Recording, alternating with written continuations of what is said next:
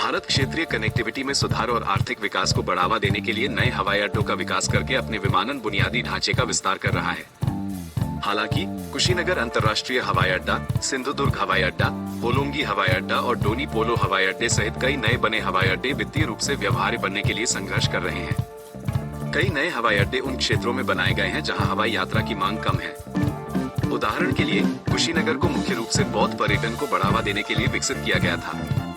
हालांकि पर्यटकों और स्थानीय यात्रियों की सीमित संख्या के कारण उड़ान अधिभोग दर कम रही है, जिससे एयरलाइनों के लिए संचालन बनाए रखना मुश्किल हो गया है।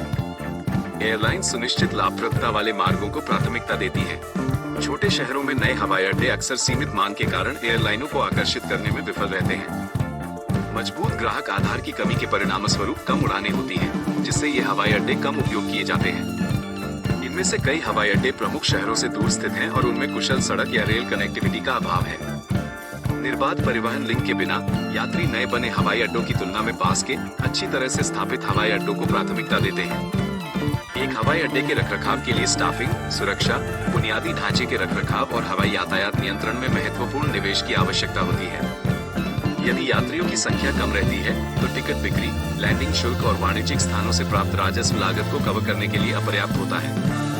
सफल हवाई अड्डे न केवल यात्री उड़ानों से बल्कि कार्गो संचालन, खुदरा स्थानों और वाणिज्यिक पट्टों से भी राजस्व उत्पन्न करते हैं। कई नए हवाई अड्डों में मजबूत कार्गो हैंडलिंग बुनियादी ढांचे की कमी है, जो वैकल्पिक आय धाराओं के लिए उनकी क्षमता को सीमित करता है। उचित विपणन के बिना इन हवाई अड्डों के बारे में जागरूकता कम रहती है। स्थानीय व्यवसायों, टूर ऑपरेटरों और एयरलाइनों को इन हवाई अड्डों को व्यवहार्य यात्रा विकल्प के रूप में बढ़ावा देने के लिए मिलकर काम करने की आवश्यकता है।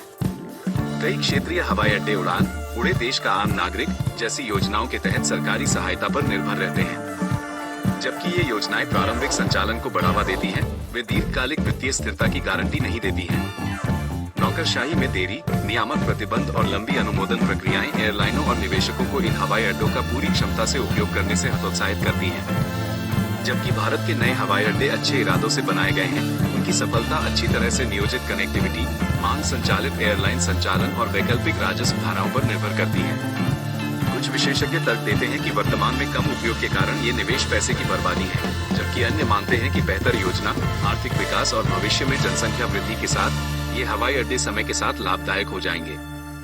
सरकार को इन हवाई अड्डों को मजबूत परिवहन नेटवर्क के साथ एकीकृत करने, एयरलाइन भागीदारी को प्रोत्साहित करने और दीर्घकालिक लाभप्रदता सुनिश्चित करने के लिए स्थानीय पर्यटन और व्यावसायिक अवसरों को बढ़ावा देने की दिशा में काम करना चाहिए।